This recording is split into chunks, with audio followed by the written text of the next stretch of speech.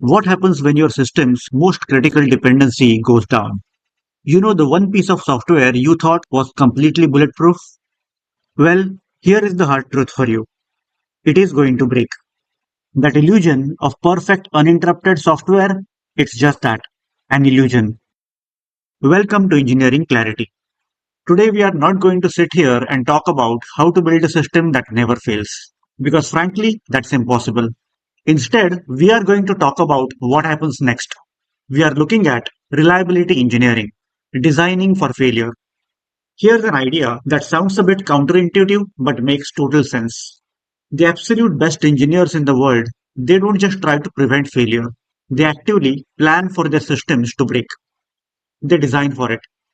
Which brings us to section 1, designing for the inevitable failure. The subtitle here really hits the nail on the head. Stop pretending it won't happen. Here's the thing. We all know dependencies are going to slow down. Databases are going to lock up. Networks get congested. And yes, people are going to make mistakes. The goal isn't some flawless utopia. It is intelligent failure. We want our systems to fail predictably and contain the damage. Imagine a checkout system. It relies on a third party payment provider, and that provider goes offline. If you have a fragile system, then the checkout just blocks indefinitely. Threads start piling up, waiting for timeouts. Frustrated users are pressing the retry button. And before you know it, the impact spreads and takes down your whole application. But a reliable system, it uses a circuit breaker. After a few failures, the circuit just trips. The retry intervals increase. The system fails quickly, gives the user a clear error message, and stops overwhelming itself. The incident is completely contained right there at the payment processing level. Failure happened in both systems for sure, but only one of them actually controlled the blast radius. Moving on to section 2, detecting when things break. Because really, the time it takes to detect a problem is everything. The most dangerous failures usually aren't the loud, spectacular crashes. They are the quiet ones. When things go sideways, only three things actually matter: who knows about it, who acts, and how fast. Let's trace a silent failure. Imagine a background job processing financial transactions. Step 1, a really subtle logic bug causes an incorrect rounding in a rare edge case. If you are not proactively monitoring this, you end up at step 2. The error keeps happening quietly for weeks without a single alert. That's a massive silent disaster. But look at step 3, the reliable approach. You have automated reconciliation checks running constantly.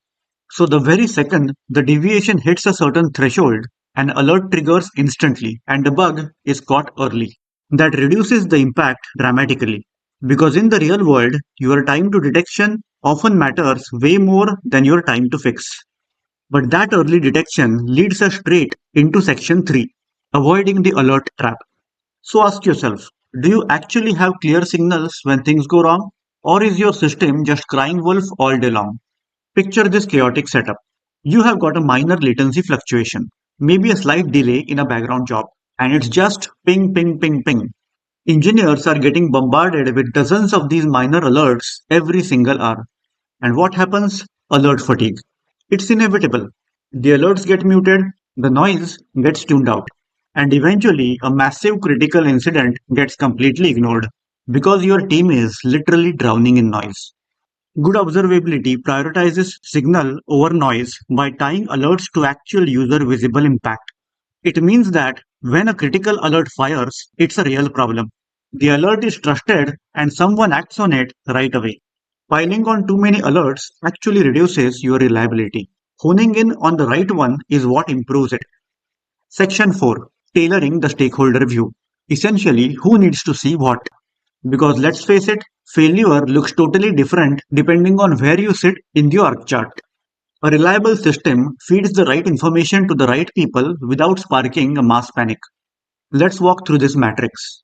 Say your database gets overloaded and response time spikes. Your users, they absolutely do not need cryptic stack traces. They just need a clear error message or a polite retry prompt. Your support team, they need an incident summary and a quick communications playbook so they know exactly what to tell customers. Engineers, on the other hand, they actually need the raw data, detailed logs, query performance metrics, database health, so they can go fix the thing.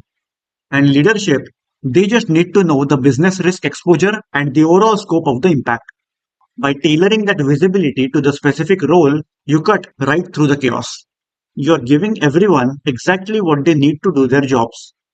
Information exchanged during a crisis should reduce confusion, never multiply it. Which takes us to section 5, taking action under pressure, moving beyond just visibility. Look, visibility is fantastic, but monitoring, logs, and those beautiful dashboards you built, they only matter if they drive clear, repeatable actions when the pressure is actually on. Think about the ultimate stress test for any team. Who handles a 2 a.m. failure?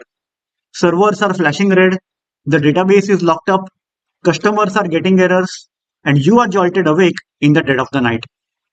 In a fragile system, at 2 a.m., you are typically relying on that one hero engineer, the only person who actually understands the recovery steps. They are exhausted, squinting at an outdated document, relying on trial and error, and getting the system back online takes agonizing hours. Now compare that to a reliable system. You have got a standardized playbook.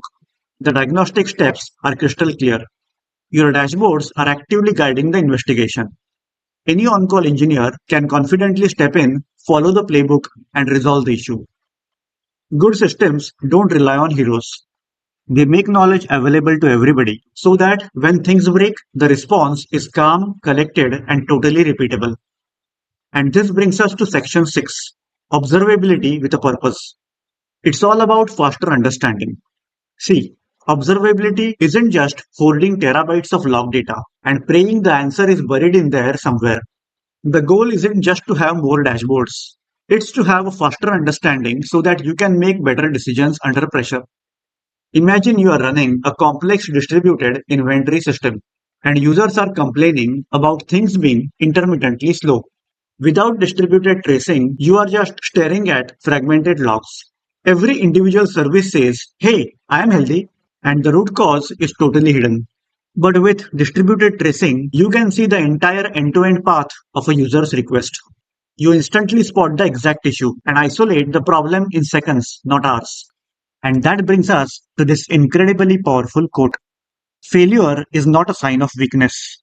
Uncontrolled failure is. Truly reliable systems actually expect that they will break down. They are deliberately designed to detect these breakdowns early, contain the blast radius, and recover smoothly. So, I want to leave you with this one final thought. Is your architecture designed for just growth or is it actually designed for stress? Reliability isn't just some feature you can bolt on right before launch. It's a foundational day one architectural decision. I really hope this video gave you a powerful new perspective on how you build. Now go take a hard look at your own system and I'll catch you next time.